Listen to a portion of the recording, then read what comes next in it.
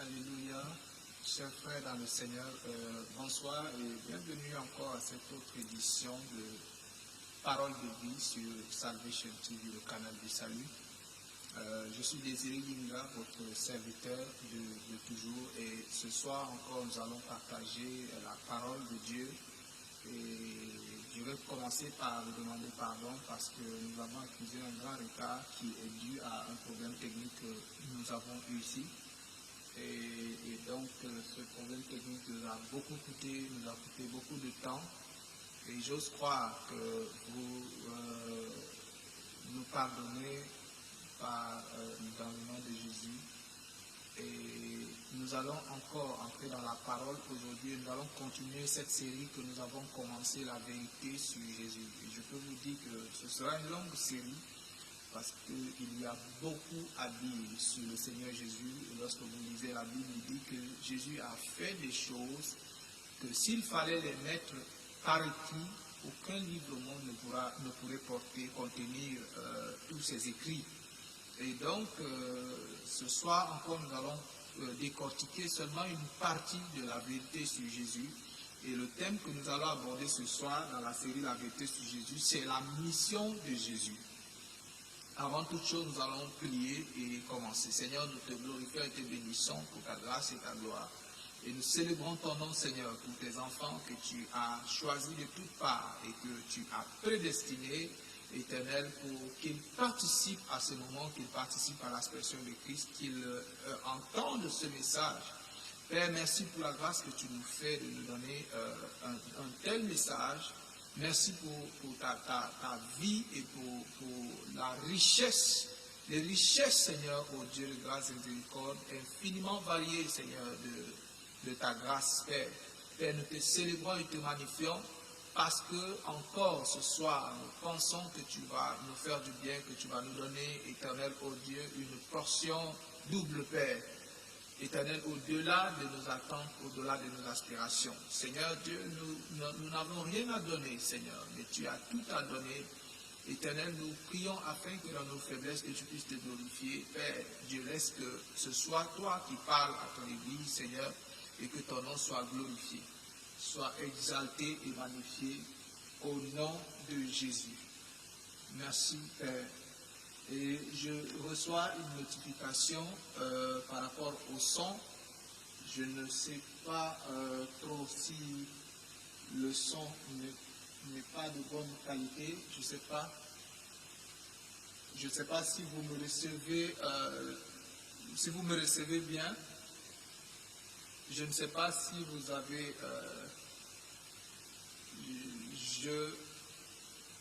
parce que moi, le retour que j'ai un bon retour.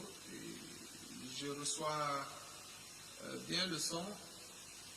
J'ai reçu une notification que le son n'était pas bien. Si vous me recevez bien, envoyez un pouce ou bien voilà, écrivez quelque chose pour que nous puissions continuer parce qu'il est important que le son puisse être bien pour que vous saisissiez la totalité de ce qui sera dit. Je ne sais pas. Est-ce que le son est bon? Est-ce que le son est bon? Voilà, on nous demande d'augmenter un peu le son. Voilà, je pense que là, on a un bon volume. Je crois qu'on a un bon volume là. Je pense que c'est bon. Nous avons un bon volume et donc nous pouvons continuer. Voilà, donc nous étions en train de dire que c'est la série La vérité sur Jésus que nous commençons, que nous continuons ce soir. Et nous commençons un nouveau thème dans cette série qui est la mission de Jésus. Bien-aimés, nous avons lu dans la parole, nous avons lu il y a quelques jours que la parole était faite chair et elle est venue habiter au milieu de nous pleine de grâce. Bien-aimés, je veux bien poser cette question, nous poser cette question. Pourquoi est-ce que la parole se ferait-elle chair pour venir habiter au milieu des hommes? Pourquoi Dieu, dans toute sa gloire, dans toute sa grâce, peut-il se faire chair pour venir habiter au milieu des hommes au milieu de la création. Pourquoi Dieu enverrait-il Jésus sur la terre? C'est par cette question que je commence le message de ce soir. Et si vous avez la réponse à cette question, bien-aimés, je pense que nous sommes dans le même esprit.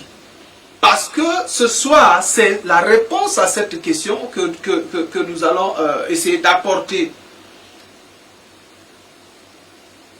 Dieu, dans les temps anciens, souvenez-vous de l'histoire dans la Genèse, de l'homme qui a désobéi à la voix de Dieu et qui a mangé le fruit qui lui était défendu par Dieu. Et à partir de ce moment, il y a eu une rupture entre Dieu et l'homme.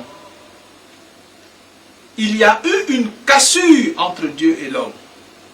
Bien-aimé, selon qu'il est dit dans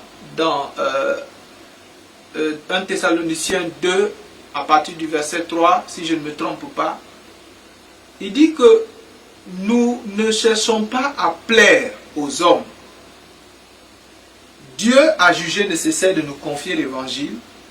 Et lorsque nous prêchons cet évangile-là, nous ne prêchons pas pour plaire aux hommes. Il dit car, dans le verset 3 de 1 Thessaloniciens 2, il dit car notre prédication ne repose ni sur l'erreur, ni sur des motifs impurs, ni sur la fraude.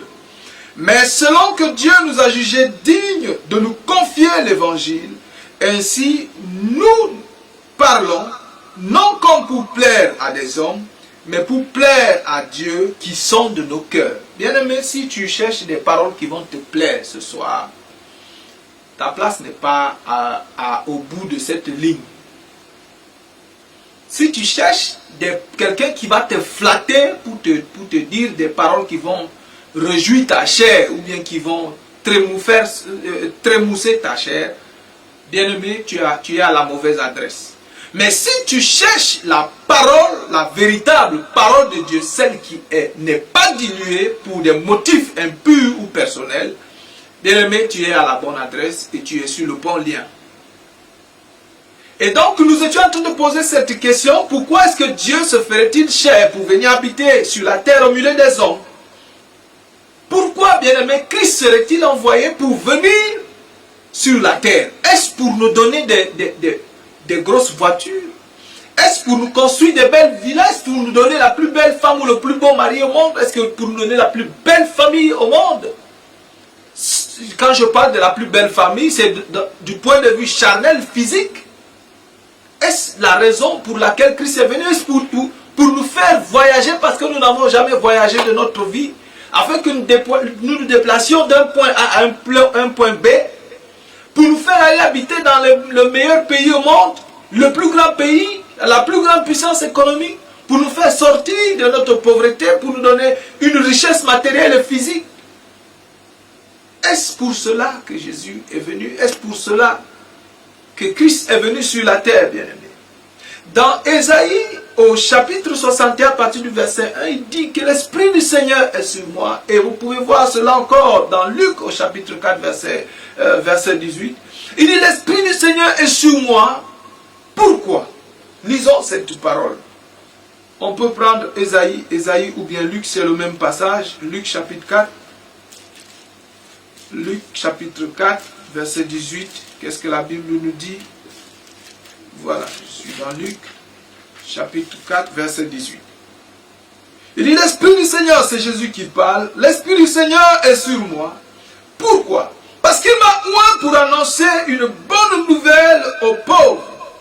Il m'a envoyé pour guérir ceux qui ont le cœur brisé, pour proclamer aux captifs la délivrance et aux aveugles le recouvrement de la vue, pour renvoyer libres les opprimés, pour publier une année de grâce du Seigneur. Bien-aimé, dans ce passage-là, qui était une prophétie qu'avait donnée Ésaïe, et quand Jésus est venu, il a fait savoir que cette prophétie-là parlait de lui, que c'était lui qui parlait dans cette prophétie. Il dit que l'Esprit du Seigneur est sur lui. l'Esprit du Seigneur est sur lui pour faire quoi?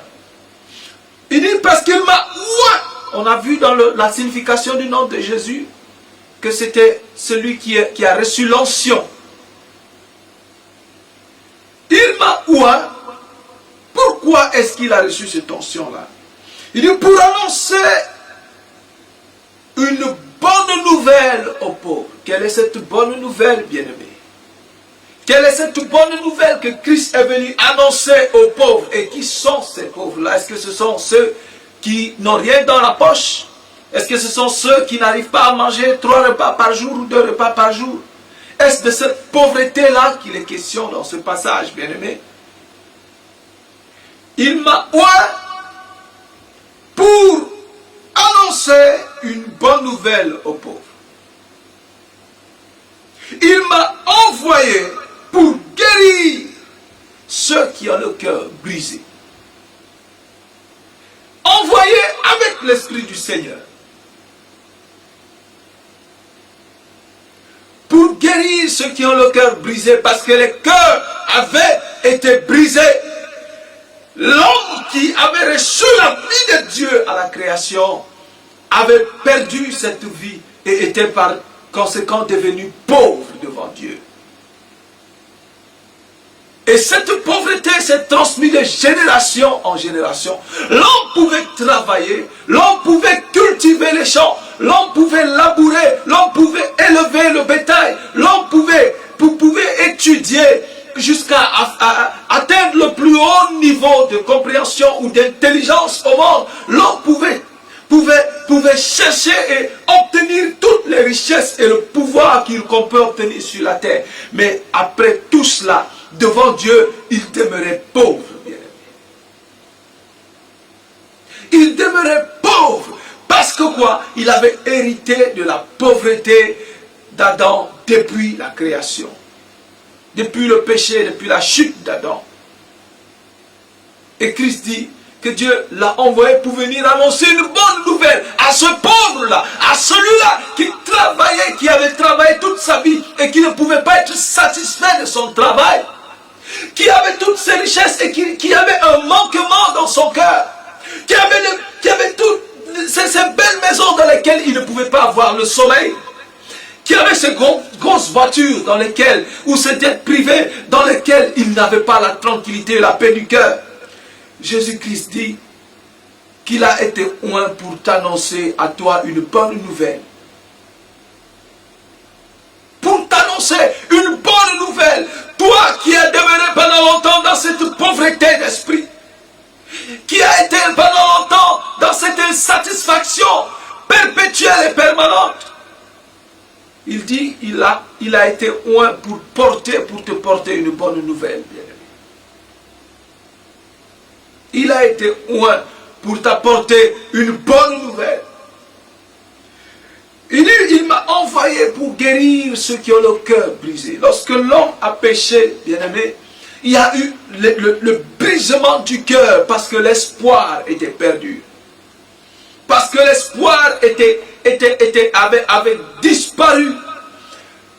L'avenir et l'espérance que Dieu avait formé pour l'homme avait été détruit et tout espoir de vie s'était évaporé. Et le cœur s'est brisé. Et l'homme a commencé à sentir les douleurs, a commencé à sentir la peine dans son cœur à cause du brisement, à cause du privilège qu'il avait perdu au devant de Dieu. Et Christ dit qu'il a été envoyé pour venir guérir ces cœurs-là qui avaient été brisés après la chute. Il m'a envoyé pour guérir ceux qui ont le cœur brisé, pour proclamer aux captifs la délivrance. Parce qu'après le péché, l'homme s'est rendu esclave du péché. Et il a été captif de ce péché pendant toute sa vie. Pendant longtemps, les hommes qui se sont succédés sur la terre ont été captifs, des prisonniers du péché, portant toujours dans leur corps la marque de la flétrissure, la marque du péché, marchant et agissant dans le péché et dans la vanité. Et Christ dit, j'ai été envoyé pour proclamer à ces captifs-là le recouvrement de la vue, la délivrance. Et, pardonnez-moi, pour proclamer à ces captifs-là la délivrance et aux aveugles le recouvrement de la vue. Parce que les yeux de l'homme, après le péché, se sont fermés et il ne pouvait plus voir Dieu et tout ce qui découlait de la personne de Dieu. Il ne pouvait plus contempler la gloire de Dieu qu'il contemplait dans le passé. Et les écailles avaient demeuré sur les yeux de l'homme de génération en génération. Et l'homme, malgré qu'il avait les yeux, il regardait et ne pouvait pas voir. Mais Christ dit qu'il est venu pour que ces écailles-là tombent de tes yeux et que tu recouvres la vue et que tu puisses voir la gloire de Dieu. Quelque part, il dit que nous contemplons comme dans un miroir, en Christ, la gloire de Dieu. Christ est venu pourquoi? Pour que les pauvres reçoivent la bonne nouvelle, pour que les cœurs brisés soient guéris, pour que les captifs soient délivrés et pour que les yeux des aveugles s'ouvrent.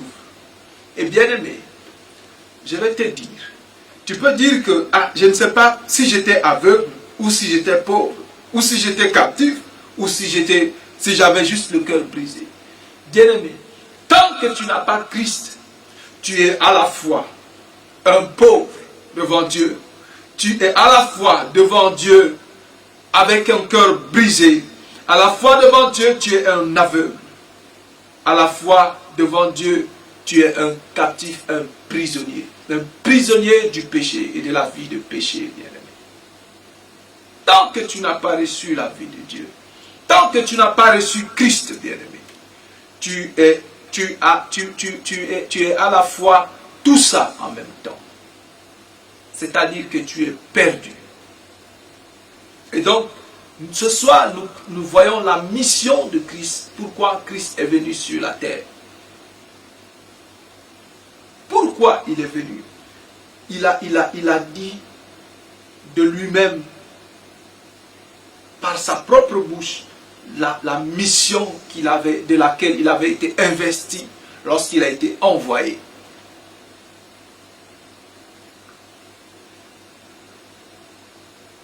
L'homme avait péché dans la Genèse et Dieu a mis inimitié entre l'homme,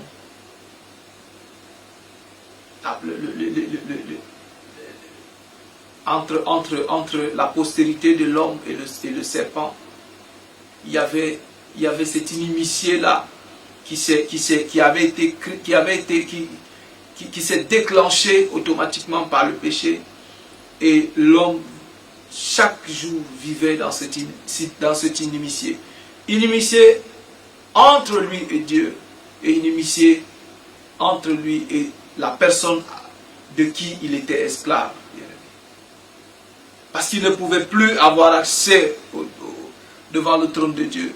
Il ne pouvait plus avoir accès dans la présence de Dieu, dans la présence qu'il avait. Il n'avait plus cet accès-là. Il n'avait plus cette capacité de contempler Dieu. Il se cachait devant Dieu. Il a commencé à ne plus pouvoir regarder Dieu. Lorsque Dieu venait, il se cachait parce que ne pouvant plus contempler cette gloire, ce visage rayonnant de Dieu. Dans Genèse au chapitre 22, 14, au verset 14, qu'est-ce que la Bible nous dit? Genèse 22, 14. Abraham donna à ce lieu le nom de Yahvé Jiré. C'est pourquoi l'on dit à la montagne de l'Éternel, il sera pourvu.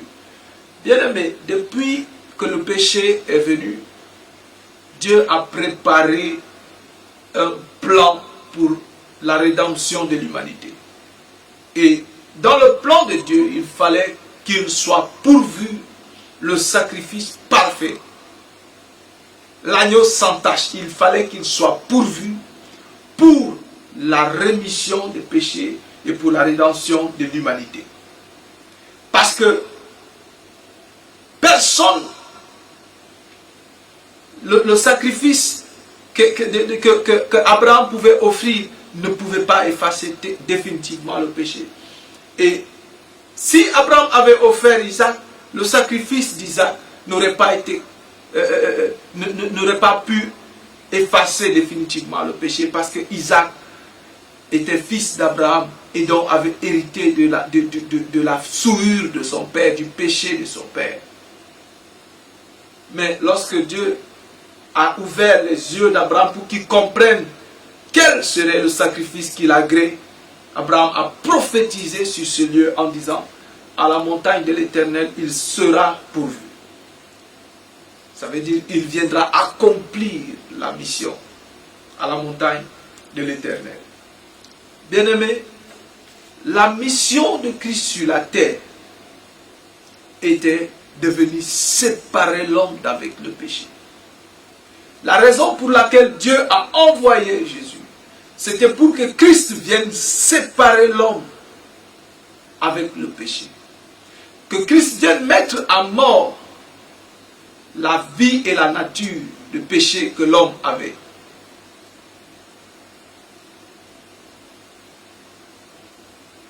Il a effacé l'acte dont les ordonnances nous condamnaient et qui subsistait contre nous.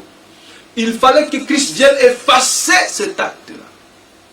Il fallait que Christ vienne annuler, le décret de mort qu'il y avait sur ta vie. Lorsque dans Acte chapitre 2, lorsque dans Acte les gens sont venus, lorsque Pierre avait prêché la parole et que les gens lui avaient demandé qu'est-ce qu'il fallait faire, il dit: après avoir entendu ce discours, il eut le cœur vivement touché et il dit à Pierre et aux autres apôtres: hommes frères, que ferons-nous? Pierre leur dit: repentez-vous et que chacun de vous soit baptisé au nom de Jésus-Christ pour le pardon de vos péchés et vous recevrez le don du Saint-Esprit. Bien-aimé, Pierre dit qu'il fallait que chacun se répande et soit baptisé au nom de Jésus. Mais pourquoi? Pour le pardon des péchés. Parce qu'il fallait que le péché soit pardonné. Il fallait que le péché soit effacé pour que l'homme soit capable d'entrer dans la présence de Dieu. Répentez-vous et que chacun de vous soit baptisé au nom de Jésus pour le pardon. Ça veut dire quoi? Que le nom de Jésus avait la capacité de pardonner les péchés. Il fallait que ce soit au nom de Jésus que le péché soit pardonné. Ça veut dire quoi? En dehors du nom de Jésus, il n'était pas possible que le péché soit pardonné. En dehors de Christ, il n'était pas possible que le péché, le souvenir du péché soit effacé une fois pour toutes. Souvenez-vous, le sacrifice qui était offert de génération en génération dans l'ancienne alliance n'avait la capacité que de couvrir le péché pour un temps. C'est pour ça qu'il fallait le renouveler chaque fois, chaque année, chaque saison. Il fallait le renouveler. Mais il fallait qu'un sacrifice plus excellent soit offert pour, une fois pour toutes, pour que le péché soit enlevé et que le souvenir du péché soit ôté une fois pour toutes.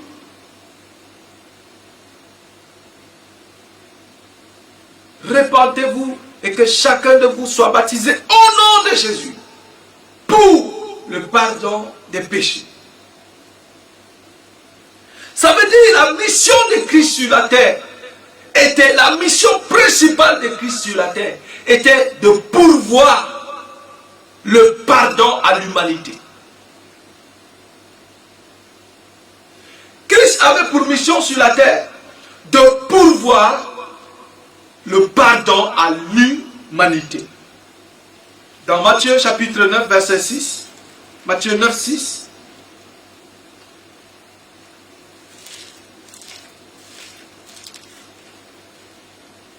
Matthieu 9. D'abord, Jésus a, dans le verset 1, Jésus étant monté dans une barque, traversa la mer et alla dans sa ville. Et voici, on lui amena un paralytique couché sur un lit. Jésus, voyant leur foi, dit au paralytique, prends courage, mon enfant, tes péchés te sont pardonnés. Je ne sais pas quel âge le paralytique avait. Mais Jésus lui dit, prends courage, mon enfant. À ce moment précis, Jésus parlait en tant que Dieu.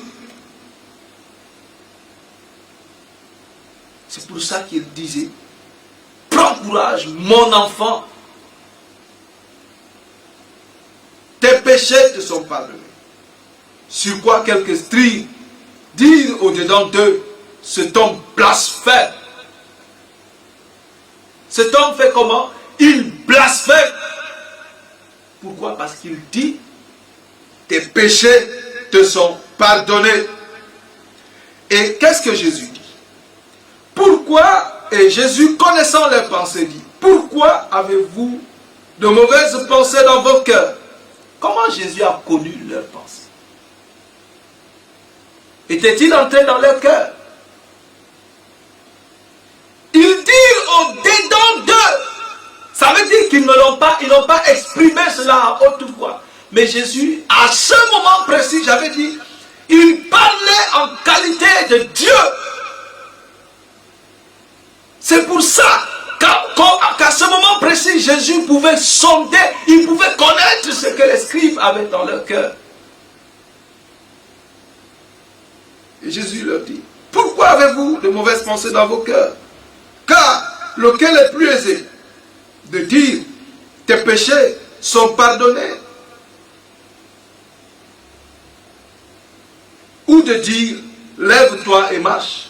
Or, afin que vous sachiez que le Fils de l'homme a sur la terre le pouvoir de pardonner le péché. Lève-toi, dit-il au paralytique. Prends ton lit et va dans ta maison. Lève-toi, prends ton lit et va dans ta maison.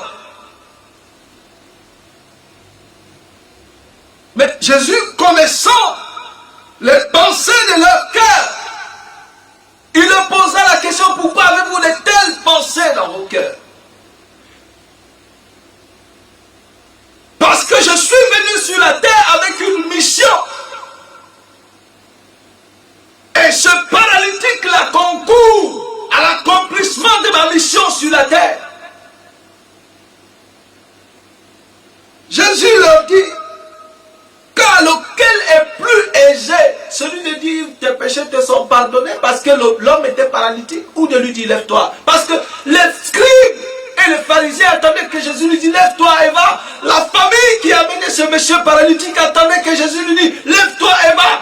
Les gens qui entouraient Jésus attendaient une chose. Ils voulaient entendre une seule parole de Jésus. Ils savaient que Jésus pouvait le faire. Ils savaient que si Jésus dit un mot, la chose sera faite telle qu'il l'a dit. Lorsque Lazare est mort et que Jésus est venu, les sœurs de Jésus ont dit, oh, si tu étais ici, si tu avais été là, nous savons que notre frère ne serait pas mort. Mais nous savons une chose, que maintenant, si tu demandes, si tu dis une parole, Dieu t'exaucera.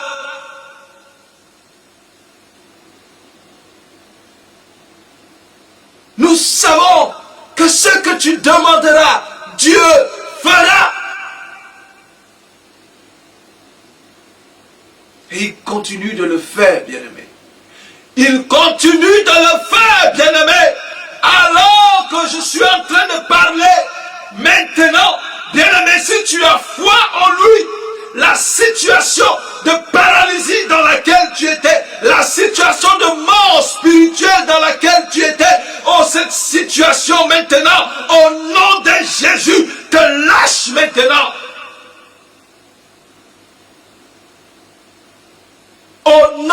Jésus.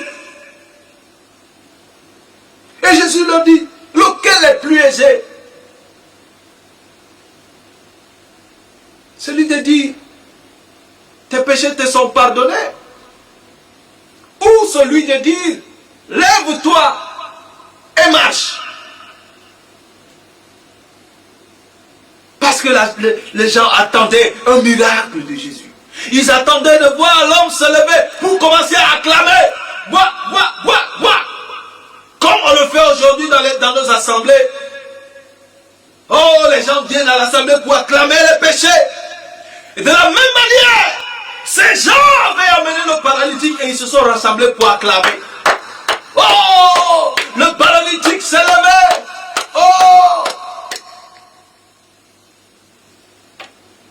ils étaient venus pour voir un spectacle de guérison de paralytiques. Ils étaient venus voir des signes, des prodiges, des miracles.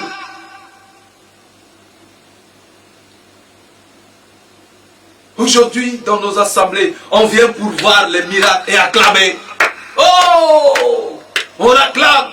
Acclamez le miracle. Il y a des acclameurs dans l'église aujourd'hui. Des gens qui passent leur temps à acclamer dans l'église et dont les vies ne changent jamais. Des gens qui viennent à l'église pour acclamer pour le spectacle. Acclamer le spectacle. Parce que les pasteurs sont devenus des faiseurs de spectacles. Des one-man show.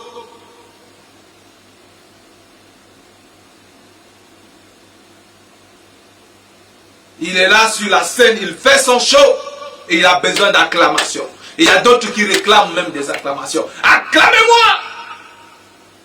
Yeah? Acclamez-moi!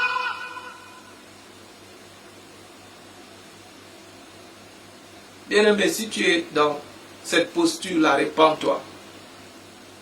Parce que Jésus savait que ces personnes étaient venues pour acclamer le miracle. Ces personnes étaient venues pour acclamer. Elles n'avaient qu'une seule envie, acclamer. Oh, se réjouir. C'est comme les gens qui vont dans un spectacle, qui vont payer un spectacle, je ne sais pas, un concert de musique, ou bien un spectacle d'humour. Et ils vont pour s'égayer et acclamer, et puis retourner. Mais quand ils sont là, ils acclament. Leur vie ne change pas. Les problèmes qu'ils ont laissés à la maison, ils vont retrouver ces problèmes-là. Et c'est comme ça que ces personnes-là étaient venues pour voir un spectacle. Mais Jésus avait une leçon de vie à leur donner. Parce que Jésus voulait leur faire comprendre sa mission. Et Jésus, au lieu de dire aux paralytiques, en premier, lève-toi pour que ces gens-là commencent à acclamer, il lui dit, tes péchés sont pardonnés. Parce que le pardon des péchés de cet homme était plus important que le fait de se lever et de commencer à sauter comme une biche ou comme une gazelle, ou comme un lion ou comme un buffle. Le pardon des péchés était plus important. Et la mission pour laquelle Jésus était venu, ce n'était pas pour faire le miracle que Jésus est venu. Jésus est venu pour voir le pardon à l'humanité. Et le miracle était seulement un moyen pour que les hommes puissent voir en lui c'est la providence de Dieu, la providence divine. Les miracles étaient un moyen pour que les hommes, parce que en faisant les miracles, les gens allaient venir.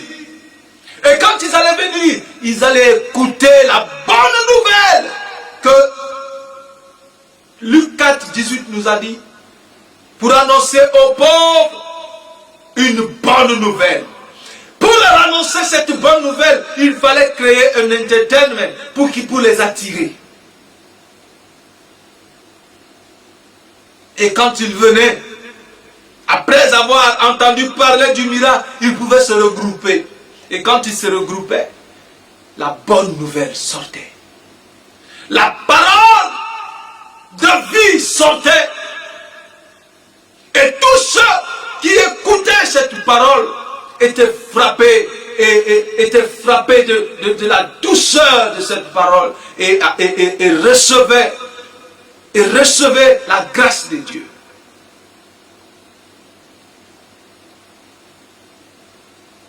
Jésus dit, le Fils de l'homme a sur la terre le pouvoir de pardonner les péchés.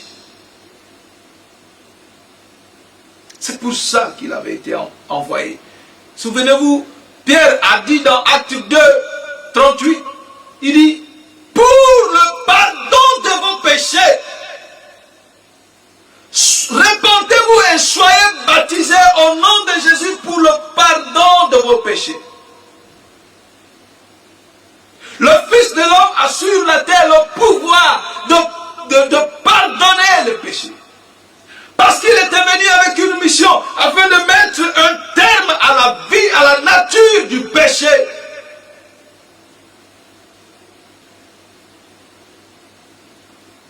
Il n'est pas venu pour construire de belles villas pour toi, mon frère. Il n'est pas un maçon. Jésus n'est pas un maçon. Jésus n'est pas, je ne sais pas comment, Jésus n'est pas pilote. Il n'est pas venu te transporter pour te faire voyager. Jésus, c'est le sauveur de l'humanité, bien-aimé. Il est venu pour te donner le salut, pour te réconcilier avec Dieu, pour que la nature du péché dans laquelle tu as vécu pendant longtemps soit brisée et que tu revêtes une nouvelle vie. Faites d'espérance.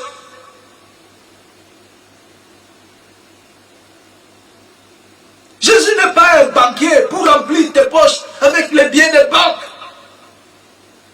Tu seras riche, tu ne seras jamais pauvre. Donc quand on parle de richesse, on voit seulement le matériel. Je ne dis pas que tu dois être pauvre, bien-aimé. Ce que Jésus est venu faire n'a rien à voir avec les richesses matérielles. Jésus est venu nous donner une richesse bien au-delà des richesses matérielles. Parce que beaucoup ont possédé ces richesses. Et sont morts dans le péché. Et sont morts dans misérables.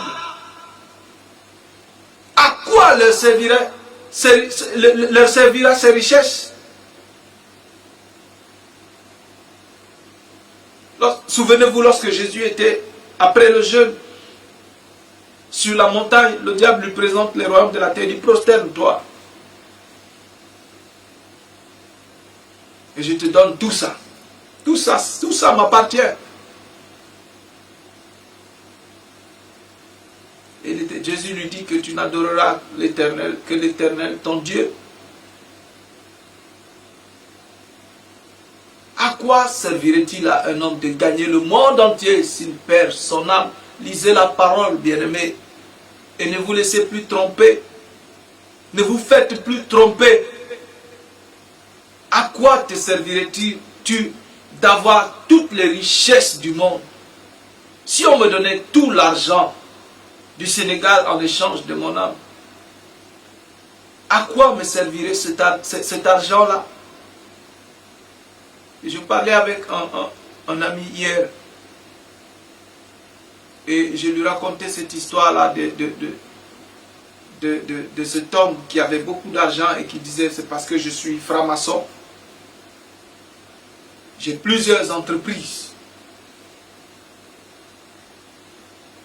Et à qui je disais, je ne vendrai jamais mon âme au diable pour tout l'or et l'argent du monde. Jamais. Parce que je sais une chose. Je n'aurai la jouissance de ces biens-là que pour un temps.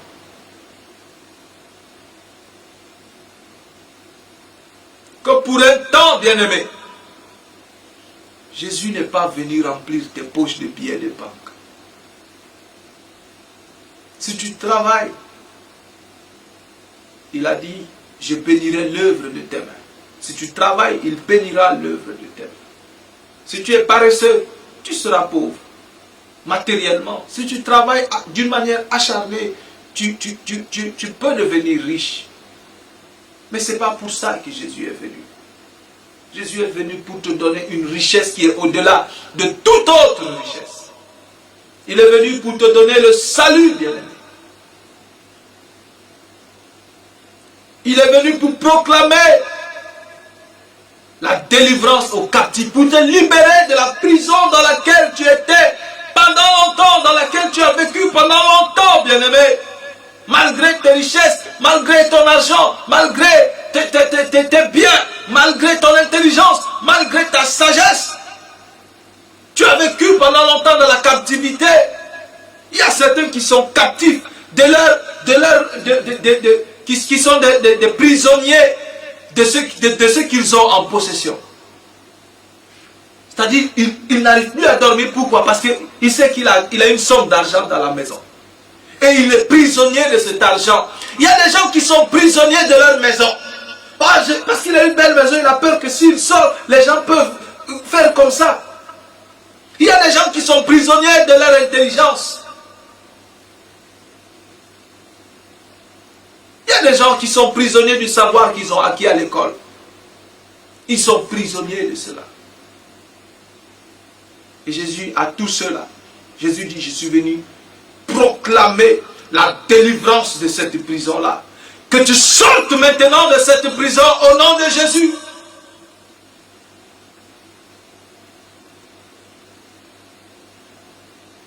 Bien-aimé, Christ n'est pas un faiseur de malin. Il n'est pas venu faire le malin sur la terre. C'est pour ça que vous ne le voyez, il ne porte pas de jolies tuniques bien faites.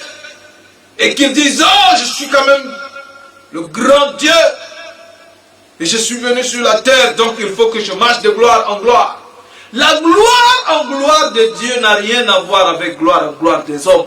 Gloire en gloire des hommes, c'est les choses qui frappent à l'œil, les choses qui brillent. Mais gloire en gloire de Dieu, c'est le spirituel, c'est toute la gloire, c'est toute la puissance, c'est toute la vie de Dieu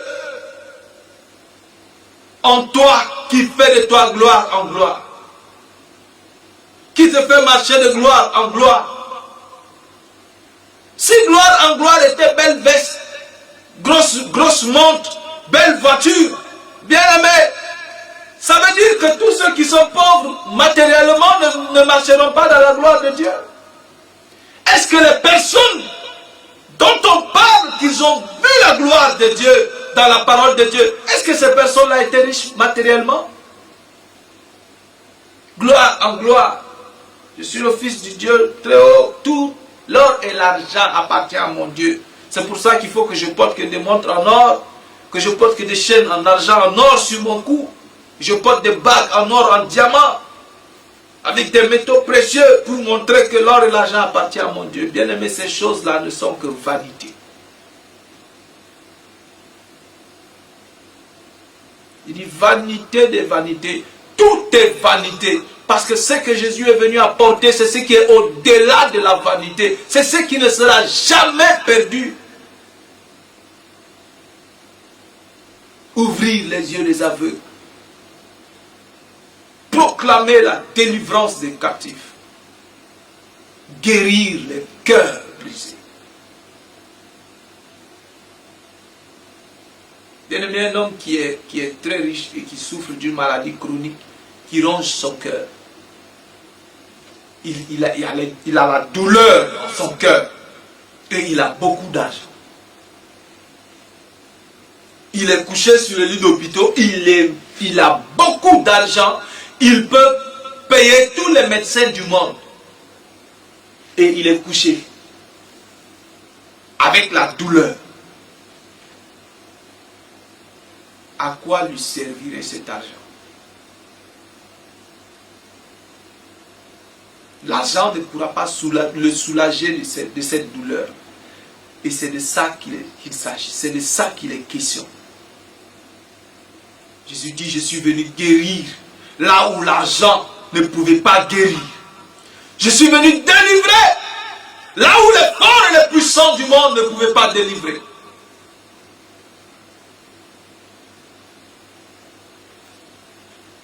Dans Romains chapitre 5, à partir du verset 12, il y a un passage merveilleux dans ce livre de Romains 5, à partir du verset 12. Et nous allons bientôt nous arrêter. Je pense que bientôt nous allons atteindre l'heure. Et la semaine prochaine, nous allons continuer sur ce thème-là, la mission de Jésus. Il y a beaucoup à dire sur la mission de Jésus, bien-aimé, qu'on pourrait en faire un séminaire d'1 mois et on n'en finirait jamais. Dans Romains 5, à partir du verset 12, il dit, c'est pourquoi, comme par un seul homme, le péché est entré dans le monde, et par le péché la mort, et qu'ainsi la mort s'est étendue sur tous les hommes, parce que tous ont péché. Romains 3, 23. Car jusqu'à la loi, le péché était dans le monde. Or, le péché n'est pas imputé quand il n'y a point de loi. Qu'est-ce qu'il dit ici? Par un seul homme, le péché est entré dans le monde, bien-aimé. Par un seul homme, le péché est entré dans le monde. Et que ce péché s'est étendu sur tous les hommes.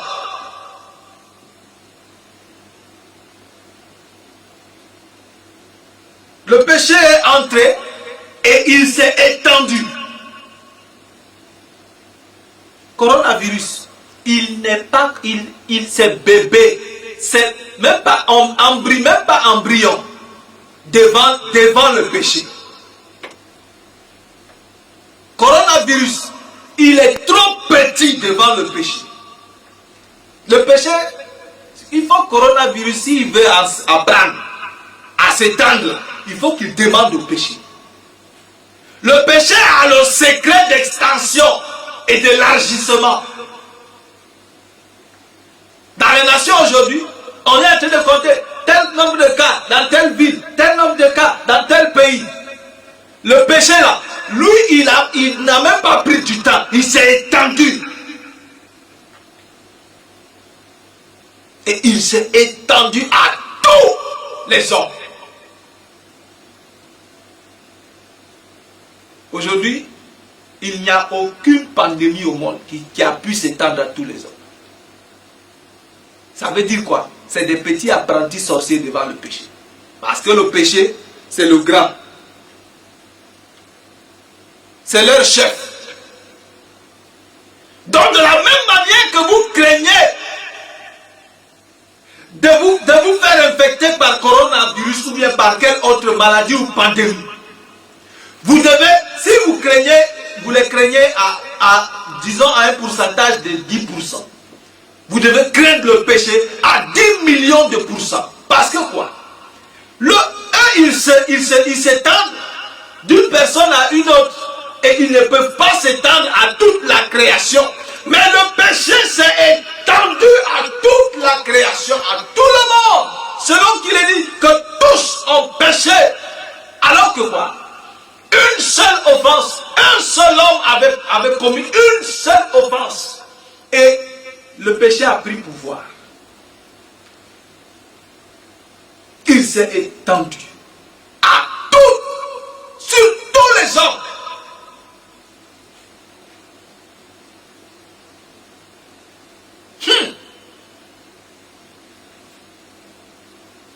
Il dit, car jusqu'à la loi, le péché était dans le monde. Or, le péché n'est pas imputé quand il n'y a pas de loi. Cependant, la mort a régné depuis Adam jusqu'à Moïse. Même sur ceux qui n'avaient pas péché, car par une transgression semblable à celle d'Adam, qui n'avait pas péché par une transgression semblable à celle d'Adam, lequel est la figure de celui qui devait venir. Bien aimé, il dit que la mort a régné. Ça veut dire quoi? Depuis Adam, la mort était roi. C'est lui qui dictait ce qu'il faut faire. C'est lui qui commandait. C'est elle, pardonnez-moi, qui commandait. C'est la mort qui commandait.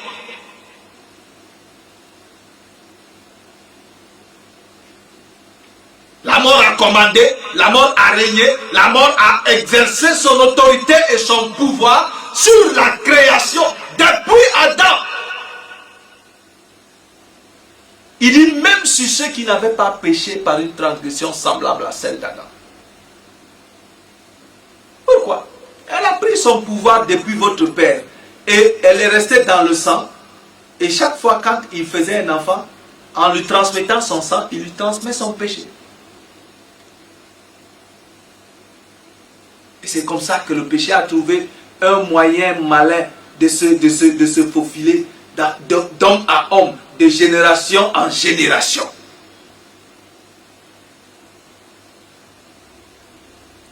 Mais il n'en est pas du don gratuit comme de l'offense.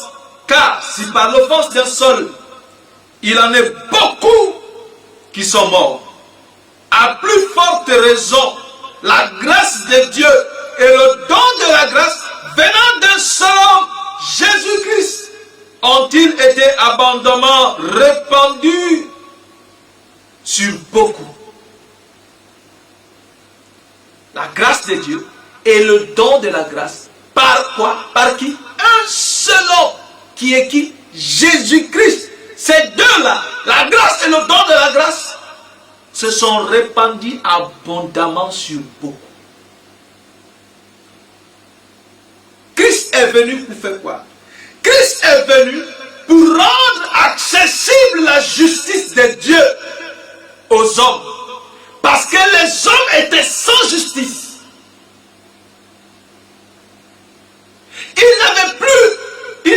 Ils ne pouvaient plus bénéficier de la justice de Dieu. Et Christ est venu pour rendre accessible aux hommes cette justice-là. Il n'en est pas du don comme de ce qui est arrivé par un seul homme. Il n'en est pas du don comme de ce qui est arrivé par un seul homme, par un seul qui a péché, car c'est après une seule offense que le jugement est devenu condamnation, tandis que le don gratuit devient justification après plusieurs offenses. Dieu est intelligent, Dieu est sage, et dans sa sagesse, il a laissé que le péché se multiplie, que le péché étende ses tentacules, que le péché s'étende et qu'il dise, maintenant c'est moi le chef. Et il vient avec une seule œuvre. Pour faire quoi? Pour détruire une fois pour toutes le pouvoir du péché. Et il nous dit que c'est par qui? Un seul homme qui s'appelle comment? Jésus de Nazareth. Christ est venu sur la terre pour rendre accessible la justice de Dieu aux hommes.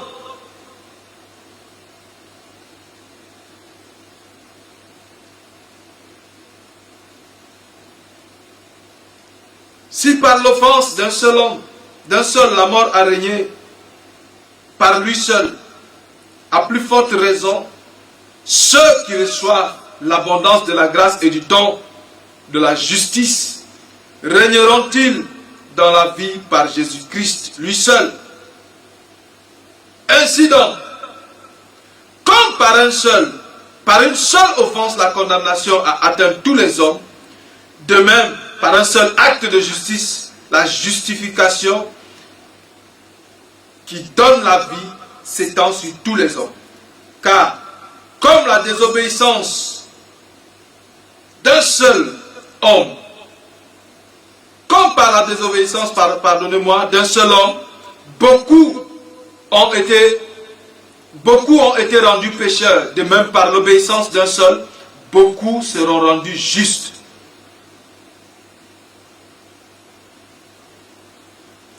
Or, la loi est intervenue pour que l'offense abonde. Mais là où le péché a abondé, la grâce a surabondé. Afin que comme le péché a régné par la mort, ainsi la grâce régna par la justice pour la vie éternelle par Jésus notre Seigneur. Il dit quoi? Que là où la grâce le péché a abondé, Dieu a laissé que le péché abonde. Et il a envoyé Christ avec une mission. C'est de faire quoi? D'apporter une grâce surabondante qui puisse couvrir et effacer tout le péché une fois pour toutes. Et les gens prennent ce passage et disent là où la grâce a abondé, là où le péché abonde, la grâce surabonde. Et donc, on peut pécher comme on veut parce que la grâce surabonde toujours. On peut faire ce qu'on veut parce que la grâce surabonde. N'interprétez pas mal la parole de Dieu. La grâce a surabondé sur le péché, sur l'abondance du péché. Pourquoi? Parce que le péché s'était étendu sur tous les hommes. Et il fallait une grâce qui puisse couvrir, qui pouvait englober tous les hommes. Une seule fois. C'est là où on parle de le péché qui a abondé et de la grâce qui a surabondé. Surabondé, ça veut dire quoi? Qui a couvert. Qui a couvert, qui a submergé, qui a englobé. C'est comme quand tu vas dans l'eau du baptême, tu es submergé, tu es plongé, et l'eau surabonde, et tu es à l'intérieur, tu es couvert totalement par les eaux. Christ est venu pour rendre cela possible. Pour que le péché ne règne plus, mais que la grâce commence à régner, bien-aimé. Il reste encore beaucoup à dire, bien-aimés. Nous n'avons même pas encore touché la moitié de tout ce que le Seigneur nous a donné. La grâce a abondé, la grâce a surabondé là où le péché abondait. Le péché a couvert le monde et la terre tout entière. Tout entière. Et il fallait que quelqu'un vienne couvrir, porter en lui tout le péché de l'humanité. Là, aussi abondant qu'il soit, porter tout cela en lui, afin de justifier une fois pour toutes l'humanité toute entière. Là où le péché a abondé, la grâce est venue couvrir totalement le péché. Un seul homme a péché et a contaminé toute la création. Et un seul est venu avec pour mission de décontaminer toute la création. Après le nombre de contaminations, après le nombre de contaminés, le nombre inépuisable de contaminés, le nombre incontable de contaminés, il est venu pour faire quoi? Pour décontaminer toute l'humanité. Christ a été investi d'une mission. Nous allons continuer la prochaine fois et nous allons voir Adam. Comment Adam a choisi la mort. Et lorsque Adam a choisi cette mort, la mort s'est répandue. Et c'était un choix pour toute sa descendance.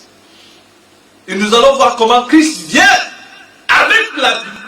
Et que ce sera pour toute sa descendance, bien-aimée. Nous allons voir cela la semaine prochaine.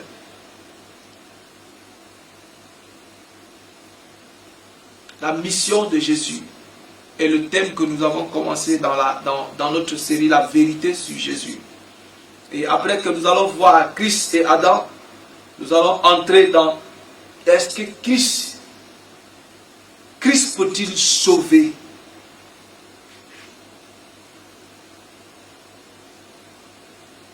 Et par comment? Et pourquoi est-ce qu'il peut sauver? Et par comment est-ce qu'il peut sauver? Nous allons décortiquer toute la vérité sur Jésus afin que personne ne vous déçoive plus sur Christ. Bien-aimés, nous prions. Seigneur, nous te glorifions et te bénissons. pour ta grâce et ta gloire et pour ce moment encore. Éternel Dieu de grâce, tu te glorifies dans nos faiblesses. Père, c'est pour ça que nous te faisons entièrement et totalement confiance lorsque nous manquons de moyens, Seigneur. Éternel Dieu, nous voulons croire que cette parole, éternel, ô Dieu, que tu as déposée dans les cœurs, dans nos cœurs, Seigneur, que tu puisses la faire germer et qu'elle porte du fruit, Seigneur. Père, continue à nous enseigner, éternel, ô Dieu, sur cette vérité, la vérité sur Jésus. Continue à nous enseigner sur l'œuvre, la mission de Christ. Père, il y a beaucoup à dire, Seigneur. Mais nous savons que par ton Esprit nous donnera ce qui est nécessaire pour chacun d'entre nous, Père. Éternel, donne-nous, éternel Dieu de grâce, de pouvoir nous identifier, éternel, ô Dieu, de pouvoir entrer dans l'œuvre que Christ est venu accomplir sur la terre. Donne-nous, éternel, de ne pas être en reste, Seigneur, de cette mission-là, de cette tâche-là. Ô Dieu de grâce, de miséricorde, donne-nous, Père, de bénéficier, Seigneur, de l'œuvre de Christ sur la terre. Que nous puissions bénéficier véritablement de l'œuvre de Christ sur la terre. Père, nous te célébrons et te bénissons pour ta grâce et ton amour. Merci, Seigneur, de ce que tu nous fais connaître ces choses, afin que nous ne soyons pas dans l'ignorance, Père. Merci de ce que tu nous fais connaître ces choses, afin, Seigneur, ô Dieu de grâce, que nous soyons, que nos yeux s'ouvrent, Seigneur, afin que nous soyons délivrés de la captivité, Seigneur. Père Dieu de grâce, je vais prier, éternel, afin, mon Dieu, mon roi, que tu étendes ta main et que ce frère, cette sœur qui a longtemps marché dans cette captivité, Seigneur, étends ta main maintenant, Seigneur. Tu connais son cœur, Père, et délivre, Seigneur, de cette captivité au nom de Jésus. Seigneur, ouvre ses yeux fermés, Seigneur. Ouvre ses yeux fermés, fais tomber ses écailles maintenant, Père, au nom de Jésus. Seigneur, merci pour ta grâce. Merci, Seigneur, de ce que c'est ta bénédiction qui enrichit, Seigneur. Merci de nous rendre riches, Seigneur, par ta bénédiction, Seigneur. Merci, Seigneur, ô Dieu de grâce, de nous enrichir, Seigneur, de toute forme de richesse, Seigneur, ô Dieu, dans les lieux célestes et sur la terre, Père. Nous te célébrons et te bénissons, nous glorifions ton nom et nous t'exaltons, Seigneur. Père éternel, merci, Père, pour toutes ces personnes éternelles que tu as voulu qu'elles écoutent ce message, Père. Nous prions afin, Seigneur Dieu de grâce, que tu leur donnes une bonne disposition de cœur, Seigneur. Éternel, ô Dieu, un esprit bien disposé à écouter et à mettre en pratique ta parole, Seigneur. Seigneur, sois glorifié, béni, Père, pour tout ce que tu es, Père. Au nom de Jésus. Seigneur Dieu, je vais prier, éternel, ô Dieu, pour tous ceux qui sont malades dans la chair, Seigneur, afin que tu puisses les guérir, Seigneur. Guéris-les, Seigneur. Éternel, guéris-les, Père, au nom de Jésus. Seigneur, ô Dieu de grâce, ceux qui ont subi des opérations, Seigneur. Éternel, permets qu'ils se rétablissent totalement, Seigneur. Éternel Dieu, agis dans les vies, Père, au nom de Jésus. Glorifie ton nom, Seigneur. Éternel, tous ceux qui ont besoin, Seigneur, ô Dieu, de développer leur relation avec toi, de développer leur intimité avec toi, Seigneur. Éternel, ô Dieu, rends-toi disponible à eux, Seigneur. Éternel, et attire-les davantage à toi. Enseigne tes enfants, Seigneur. Éternel, ô Dieu, qu'ils ne tombent plus, Seigneur, ô Dieu de grâce et de miséricorde, dans le piège, Seigneur, ô Dieu, de ces hommes, Seigneur, avides de gains, Seigneur. Père Dieu, sois glorifié, exalté, Père, au nom de Jésus. Sois magnifié, Père. Nous te célébrons et te magnifions, Seigneur. Nous te remercions pour ta grâce et ta gloire dans nos vies, au nom de Jésus-Christ. Amen. Amen, bien-aimés, nous prenons rendez-vous la semaine prochaine pour continuer avec ce thème dans cette série. Ce thème de la mission de Jésus. Et il y a beaucoup à dire sur ce thème-là. Et je vous exhorte à ne pas manquer la semaine prochaine, parce que nous viendrons, le Seigneur va encore se glorifier, le Seigneur va encore développer ce que nous avons commencé, et nous allons pouvoir mieux comprendre sur la mission de Christ. Que le Seigneur vous bénisse et qu'il bénisse vos familles et vos entreprises, qu'il bénisse vos maisons. et que sa grâce vous accompagne. Au nom de Jésus-Christ, shalom à vous frères. Que le Seigneur vous garde dans sa grâce. Amen.